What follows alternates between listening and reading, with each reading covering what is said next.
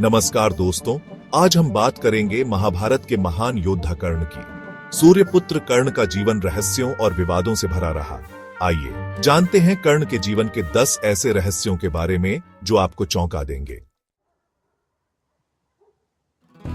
महाभारत काल के प्रेम प्रसंगों में द्रौपदी और कर्ण का नाम भी आता है। द्रौपदी, जो 5 पांडवों की पत्नी थीं, कर्ण के व्यक्तित्व से प्रभावित थीं। हालांकि यह प्रेम एकतरफा था या दोनों ओर से, यह इतिहास के पन्नों में छुपा हुआ है। कर्ण के जीवन में भानुमति का नाम भी जुड़ता है, जो दुर्योधन की पत्नी थी। भानुमति और कर्ण के बीच अच्छा संबंध था। कुछ लोग मानते हैं कि दोनों के बीच सिर्फ दोस्ती थी, तो कुछ का मानना है कि यह रिश्ता दोस्ती से बढ़कर था। महाभारत का युद्ध शुरू होने से पहले कुंती ने कर्ण से मिलने का आग्रह किया। कुंती ने कर्ण को अपनी सच्चाई बताई और पांडवों का साथ देने का आग्रह किया। कर्ण ने धर्म और मित्रता के बीच फंसकर अंततः दुर्योधन का साथ देने का फैसला किया। महाभारत के युद्ध में कर्ण की वीरता के चर्चे थे।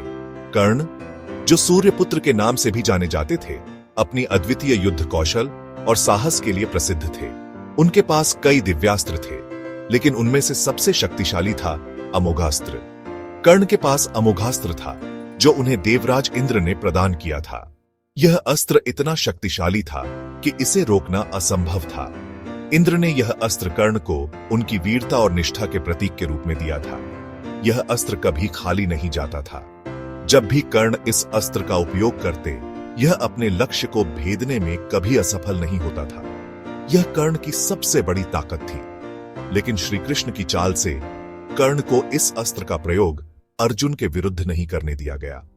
श्री कृष्ण ने अपनी बुद्धिमानी और रणनीति से कर्ण को इस अस्त्र का उपयोग करने से रोका, जिससे अर्जुन की जान बच सकी और युद्ध का परिणाम बदल गया। भगवान श्री कृष्ण कर्ण और द्रौपदी के शरीर पर एक विशेष प्रकार का चिन्ह था। यह चिन्ह क्या था, इसके बारे में कई कथाएं प्रचलित हैं। कुछ लोग इसे दैवीय शक्ति का प्रतीक मानते थे, तो कुछ इसे किसी पूर्व जन्म के संबंध का सूचक। कर्ण अपनी दानवीरता के लिए प्रसिद्ध थे। एक बार एक ब्राह्मण ने कर्ण से उनका यौवन मांग लिया। कर्ण ने बिना किसी हिचकिचाहट के अपना यौवन त्याग दिया और ब्राह्मण को दान स्वरूप दे दिया। यह घटना कर्ण के त्याग और सत्यनिष्ठा का उदाहरण है। महाभारत के युद्ध में जब कर्ण रथ के पहिए में फंस गए, तब भगवान श्री कृष्ण ने कर्ण की दानशीलता की अंतिम परीक्षा लेने का निश्चय किया। युद्ध के मैदान में चारों ओर शोर और रक्तपात था। कर्ण, जो अपने साहस और वीरता के लिए प्रसिद्ध था, अपने रथ के पहिए को निकालने की कोशिश कर रहा था। तभी श्री कृष्ण ने एक योजना बनाई। श्री कृष्ण ने ब्राह्मण का वेश धारण किया और कर्ण से दान मांगने पहुंचे। ब्राह्मण के रूप में श्री कृष्ण ने कर्ण के पास जाकर कहा, हे महावीर, मुझे दान दीजिए। कर्ण ने बिना किसी हिचकिचाहट के ब्राह्मण का स्वागत किया और पूछा, आपको क्या चाहिए? ब्राह्मण ने कहा, मुझे आपके दांत का सोना चाहिए।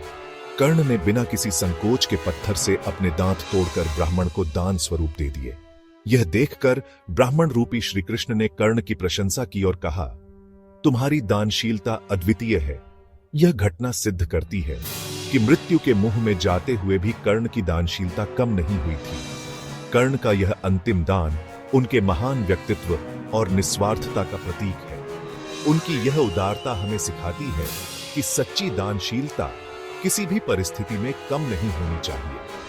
महाभारत की इस कथा से हमें यह प्रेरणा मिलती है कि हमें हमेशा दूसरों की मदद के लिए तत्पर रहना चाहिए, चाहे परिस्थितियां कितनी भी कठिन क्यों न हो।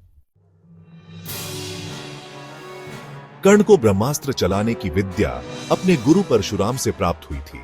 परशुराम ने कर्ण को यह अस्त्र किसी भी परिस्थिति में न चलाने का वचन दिया था। महाभारत के युद्ध में कर्ण ने अपने गुरु का वचन निभाते हुए यह अस्त्र नहीं चलाया। कर्ण को धनुर्विद्या के अलावा शब्दभेदी विद्या का भी ज्ञान था। यह एक अत्यंत दुर्लभ और शक्तिशाली विद्या थी। इस विद्या की मदद से कर्ण दूर से ही किसी भी ध्वनि को सुन सकते थे और उसका अर्थ भी समझ सकते थे। यह विद्या उन्हें युद्ध के मैदान में एक अद्वितीय लाभ देती थी।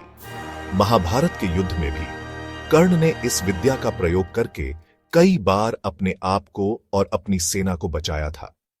जब भी कोई शत्रु सेना की चाल चलने की कोशिश करता, कर्ण उसे पहले ही भांप लेते थे और अपनी सेना को सतर्क कर देते थे। इस प्रकार शब्द भेदी विद्या ने कर्ण को एक महान योद्धा और रणनीतिकार बनाया।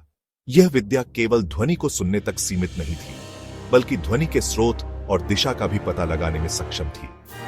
कर्ण ने इस विद्या को अपनी साधना और अभ्यास से सिद्ध किया था, जिससे वे युद्ध में अजेय बन गए थे।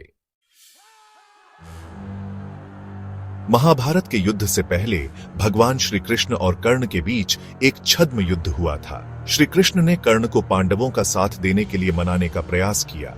हालांकि कर्ण ने अपने मित्र दुर्योधन के प्रति अपने वचन को तोड़ना स्वीकार नहीं किया। कर्ण का जीवन वीरता, त्याग और कर्तव्यपरायणता का अद्भुत उदाहरण है। उनके जीवन से जुड़े ये रहस्य हमें उनके व्यक्तित्व की गहराई और महानता को समझने में मदद करते हैं। अगर आपको यह वीडियो पसंद आया हो तो लाइक और सब्सक्राइब करना न भूलें। धन्यवाद।